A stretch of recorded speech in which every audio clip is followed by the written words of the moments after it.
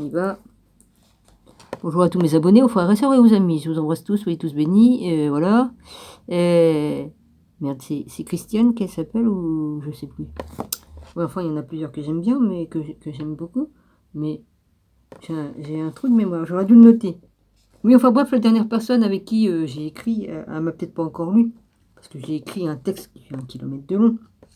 Je m'en excuse. Oui, bah, de toute façon, cette personne, j'ai prophétisé sur, je lui ai prophétisé une chose sur une autre personne. Et ça va se réaliser. J'y peux rien, c'est comme ça.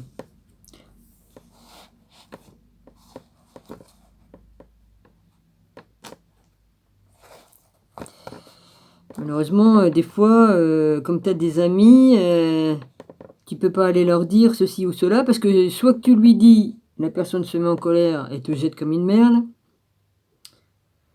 soit que tu lui dis pas, et après, elle sait que tu savais, mais que tu n'as rien dit. Parce que de toute façon, dans les deux cas, elle te jette comme une merde. Donc, voilà. Donc, je remets tout entre les mains du Père et du Fils. Voilà. Je m'en lave les mains comme César.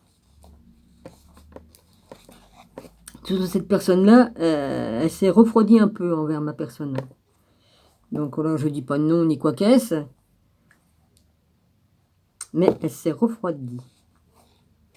Comme l'esprit m'a dit, va voir, je suis allé voir. L'esprit m'a dit une certaine chose. Et j'ai regardé et j'ai vu, effectivement, le Seigneur ne s'est pas trompé. Dans l'avertissement que j'ai, dans ce que j'ai reçu d'en haut. Ouais. Et je peux prédire, par 3 fois, j'ai reposé la question. Par 3 fois, on m'a confirmé. Donc le ciel marche toujours par 3 fois. Donc je suis sûr que ça vient du ciel. Hein. Donc cette personne va avoir des problèmes, mais je ne peux pas l'avertir parce qu'elle ne me croira pas, elle va me jeter. Si je lui dis tu vas avoir un problème à cause de ceci ou cela, elle ne va pas me croire. Et elle va me jeter comme une merde. Déjà qu'elle s'est refroidie. Donc voilà. Donc je remets tout au Père et puis voilà. Moi je m'en lave les mains. C'est tout. Je dis pas non, je dis pas ni quoi qu'est-ce. Il y a une personne qui sait parce que je lui ai parlé. Voilà. Copine, je t'embrasse.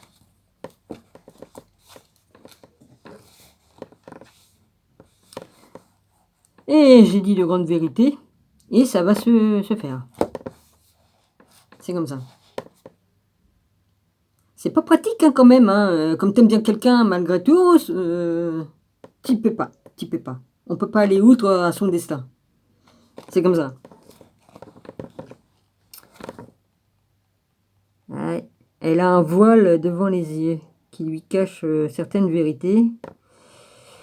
Et c'est comme ça, moi je peux rien y faire.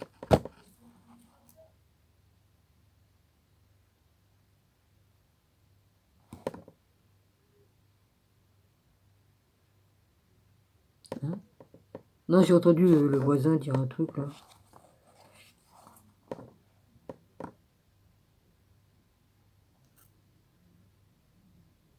Non.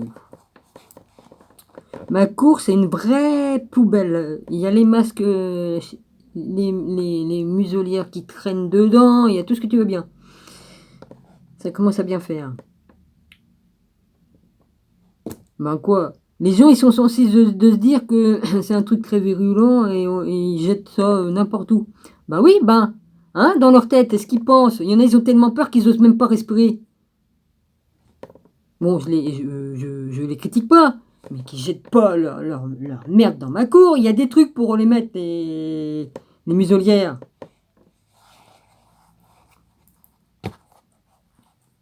Je parle pour ceux qui sont pas éveillés, et puis qu'ils ont peur, et puis qu'ils savent pas d'où c'est qu'on naît. Et qu'ils ont tellement peur de rien qu'en respirant, voilà, eux, ils sont encore restés dans leur truc, là. Voilà. Je les critique pas, hein. Ils sont pas éveillés, hein. Mais qu'on jette pas les masques n'importe où, putain de merde. Déjà, ils prennent pas soin de la planète. Comme tous les mégots, là, qu'on m'a acheté dans ma cour, hein. Je vais quand même pas m'amuser à ramasser tous les mégots. Putain, ils vident leur cendrier dans ma cour, non mais... Puis l'autre enculé d'en bas, c'est pas gêné non plus, hein, parce que j'ai bien vu que c'était venu de sa chaîne, de sa fenêtre. Enfin, c'est comme ça.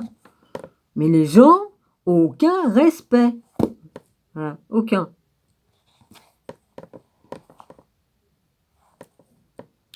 Alors, je reprends au numéro 27. J'ai dû déjà le faire, mais je repars un peu en arrière, d'accord? Voilà, je suis toujours dans le livre les dernières paroles du Christ, l'évangile ultime. Alors, ouais, je me demande s'il n'y a pas le compteur Linky qui me machine, dis donc. Ouais, c'est pas grave.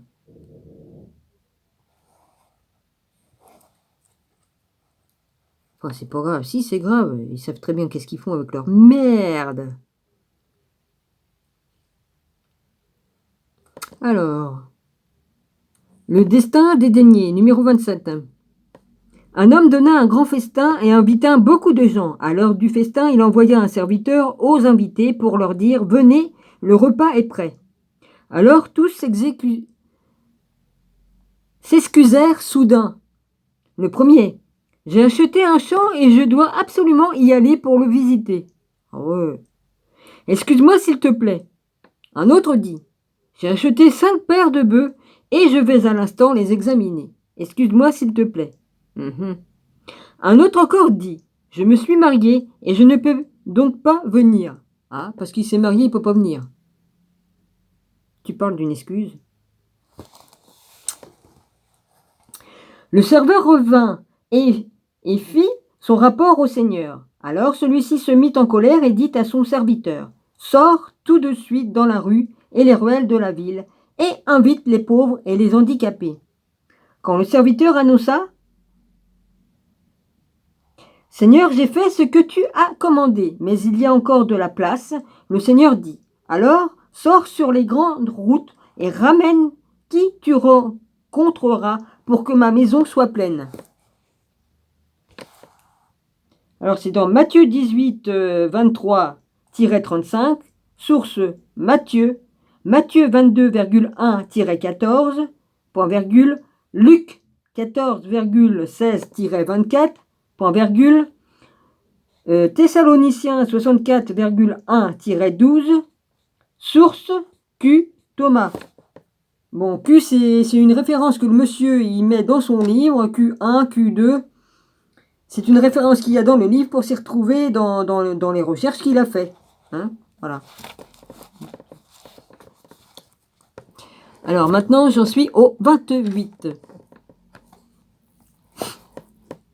Le fils du propriétaire de vigne. Un homme planta une vigne, édifia une clôture autour, creusa un pressoir et construisit une tour de surveillance. Puis il loua le vignoble à des vignerons et partit du pays. Au moment prévu, il envoya un serviteur aux vignerons pour recevoir de sa part du rapport des vignobles.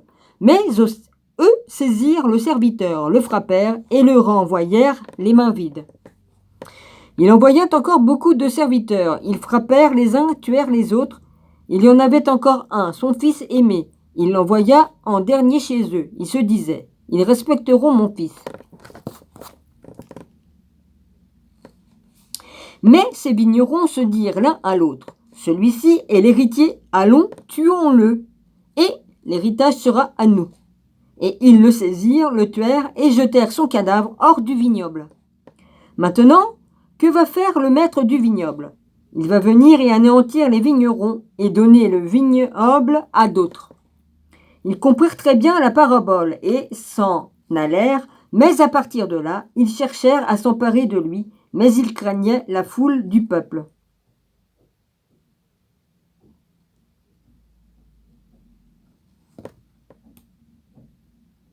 Qu'est-ce qu'il m'a encore inventé comme histoire, celui-là? Alors, 108, Marc 12,1-12, Matthieu 21,33-46, Luc 20, point virgule, Luc 20,9-19, point virgule, Timothée 65, ou Thessaloniciens, parce que, attends, Timothée, c'est Thessalonicien ou c'est TH, c'était Thessalonicien ou Timothée? Merde, je sais plus moi du coup, merde. Oui, t'as qu'à t'inviter toi la mouche, à chaque fois que je veux prêcher sur ma chaîne, il y a toujours une couille qui vient m'emmerder. Alors TH 65,1-7, source Marc Thomas.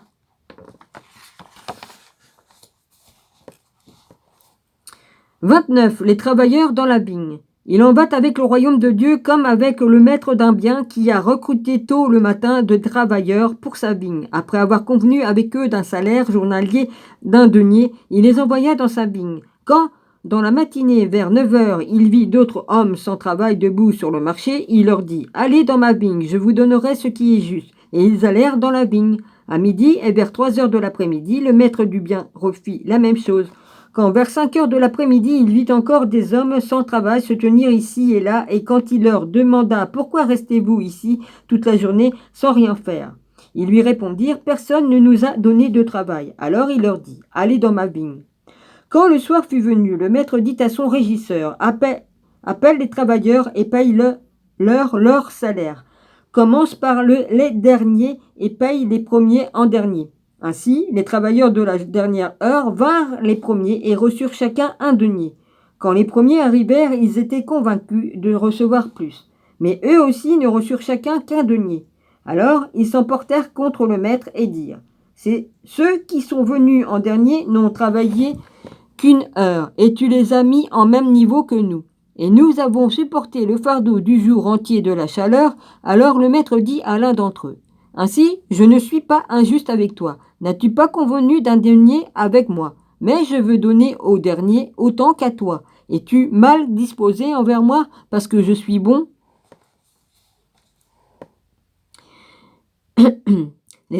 Numéro 30. Les serviteurs audacieux et le serviteur anxieux. Un homme qui voyageait hors de son pays convoqua ses serviteurs et leur confia sa fortune. À un, il donna 5 talents, à un autre 2 talents, et à un troisième 1. À chacun selon ses capacités. Ouais, je reconnais l'histoire. Puis il partit en voyage. Le serviteur qui avait reçu les 5 talents commença aussitôt à faire des affaires avec eux et gagna 5 talents de plus. De même, le serviteur avec les 2 talents en gagna 2 de plus. Mais le serviteur qui avait reçu un talent l'enfouit dans un trou dans la terre et y garda le talent de son maître. Longtemps après, le maître tourna dans sa maison et régla ses comptes avec les serviteurs. Le serviteur qui avait reçu les 5 talents passa devant le maître et lui apporta les 5 qu'il avait gagnés en plus. Le maître lui dit « Très bien, tu es un bon et un audacieux serviteur. Tu as été digne de confiance avec peu. Je vais te confier beaucoup. Viens au festin de ton maître. » La même chose se passa avec le deuxième serviteur. Alors là, c'est dans 109 Matthieu 20,1-15. Source Matthieu. Je pense que le 109 qui est marqué devant Matthieu, c'est bien dans la page. C'est bien dans la Bible. Bon, ouais. C'est le numéro 109 de Matthieu, voilà, à la page. Enfin, le serviteur qui avait reçu un talent passa devant le maître et dit « Maître, j'avais peur de toi aussi, j'ai gardé ton talent dans la terre. Regarde, maître, le voici. » Le maître lui répondit « Tu es un serviteur incapable, anxieux. Tu aurais au moins pu placer mon argent chez l'échangeur d'argent. Alors j'aurais pu maintenant le lever avec des intérêts. Prenez-lui le talent et donnez-le à celui qui a 10 talents. » C'est dans le numéro 110 de Matthieu. Celui qui a gagné en plus, il lui sera donné et il aura à profusion. Mais celui qui n'a rien gagné, il lui sera pris, même ce qu'il a. C'est dans le numéro 111. 31. Le trésor caché. Le royaume de Dieu est comme un trésor qui se trouve caché sous un champ. Un homme le trouve, il le recouvre, vend plein de joie tout ce qu'il y a et acquiert le champ. 32. La perle précieuse. Il en va avec le royaume de Dieu comme avec un commerçant qui recherche de belles perles. Quand il trouva une perle particulièrement précieuse, il vendit tout ce qu'il y avait à l'acquis. Tout ce qu'il avait et l'acquis. Numéro 113. Matthieu 25,14-18, Luc 19,11-24, source Q. 111. Marc 4,25. Marc 4,25. Oui, bah c'est comme ça. Matthieu 13,12. Point virgule 25,29. Luc 8,18. Point virgule 19,26. Point virgule Timothée 41,1-2. Source Marc Q. 112, Matthieu 13,44, point virgule, Timothée 109,1-3, source 2 points, Thomas, virgule, Matthieu. 113, Matthieu 13,45-46, point virgule, Timothée 76,1-2, source 2 points, Thomas, Matthieu. Je suis à la page 146, bon. 33, deux fils, numéro 33. Les deux fils, quoi. C'est pas marqué les deux fils, mais deux fils. Jésus raconta la comparaison suivante. Un homme avait deux fils. Il s'adressa au premier et lui dit, « Mon fils, va travailler aujourd'hui dans la vigne. » Il répondit, « J'y vais, père. » Mais il n'y alla pas. Alors, le père s'adressa au deuxième fils et lui dit la même chose. Mais il répondit, « Je n'ai pas envie. » Mais alors il eut des remords et il alla dans la vigne. Lequel des deux fils a accompli la volonté du Père? Les auteurs répondirent, le deuxième. Sur ce, Jésus dit, oui, et je vous le dis, les publicains, mal famés et les prostituées entreront avant vous encore dans le royaume de Dieu. Numéro 114. 34. Les fiancés vierges avisées et sautent. Les fiancés vierges avisées et sautent. Ah oui, l'histoire des deux vierges. Les vierges folles et les vierges pour leur lampe là, d'huile. Il en ira avec le royaume de Dieu comme avec 10 jeunes filles qui prirent leur lampe et voulurent aller à la rencontre du fiancé. Et après on va me dire que je connais pas les écrits. Et je triche pas. Il y en a qui m'ont dit, hein, je parle pas de vous mes abonnés. 5 d'entre elles étaient sottes et 5 avisées. Les sottes ne prirent pas les lampes, mais pas d'huile. Les avisées prirent pour tous les cas, avec les lampes, aussi de l'huile, dans des cruches. Matthieu, alors c'est 114, Matthieu 21,28-32, source de point Matthieu. Il se fit tard, toutes furent gagnées par le sommeil. Toutes furent gagnées par le sommeil et s'endormirent. Au milieu de la nuit, un cri les éveilla soudain du sommeil. « Regardez la fiancée, allez à sa rencontre. » Excusez-moi, j'ai dit une connerie là. Le fiancé par la fiancée. Excuse-moi. Je recommence. Au milieu de la nuit, un cri les éveilla soudain du sommeil. « Regardez le fiancé, allez à sa rencontre. » Toutes les jeunes filles préparèrent leurs lampes, mais les sottes dirent aux avisés, « Donnez-nous de votre huile, nos lampes s'éteignent. » Mais les avisés leur répondirent, « Non, elle ne suffira pas pour vous et nous. Allez plutôt chercher de l'huile chez l'épicier. » Ainsi partirent-elles pour acheter de l'huile. Mais pendant ce temps, les jeunes filles avisées allèrent avec le fiancé à la fête du mariage. Numéro 115. Alors, 35, l'ami. Jésus dit, admettons que l'un de vous aille à minuit chez un ami et lui dise, « Ami, prête-moi 3 pains, une connaissance de passage est venue chez moi et je n'ai rien à lui offrir. » Quel ami lui répondrait, « Ne me dérange pas, j'ai déjà fermé la porte.